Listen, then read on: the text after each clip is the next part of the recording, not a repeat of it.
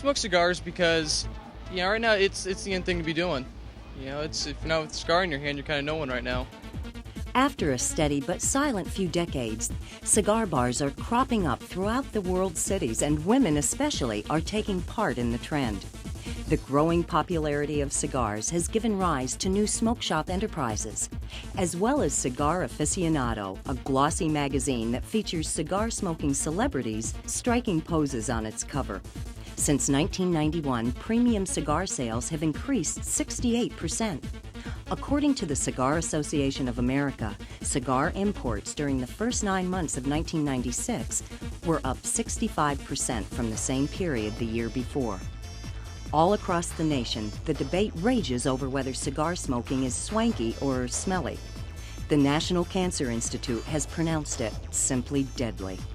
The American Cancer Society recently launched an anti-cigar advertising campaign aimed at young adults who are among the country's newest cigar smokers. The campaign centers on the fact that cigar smoking has become a trendy thing to do, but in reality it's just a fad, and a deadly one at that.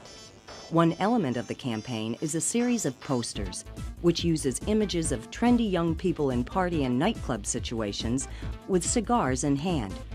Created as a photo collage in the shape of a cigar, the posters include copy around the cigar bands that read, "Generation Gullible," "Next Fad Tumor," or "Simon Says Smoke Cigars."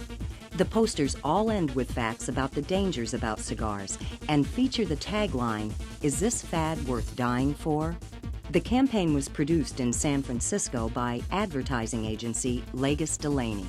The purpose of the ad campaign was to kind of put up a mirror image to people who are smoking cigars and say, look, this is a fad. You look pretty dumb doing it.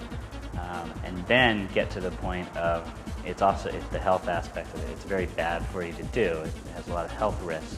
The reason this cigar trend has come about is because it's a fashion thing.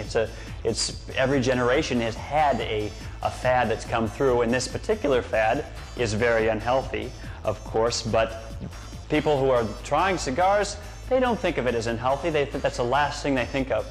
So by leading with a ad that basically looks like it's for some cigar bar and has the look of the cigar and says, oh, that's fashionable, join in. And then when you would read the actual message of Next Fad Tumors, it tells you that that is not the case. You are actually you're trying to express your individuality by smoking cigars, but really what you're doing is mindlessly following a very unhealthy trend.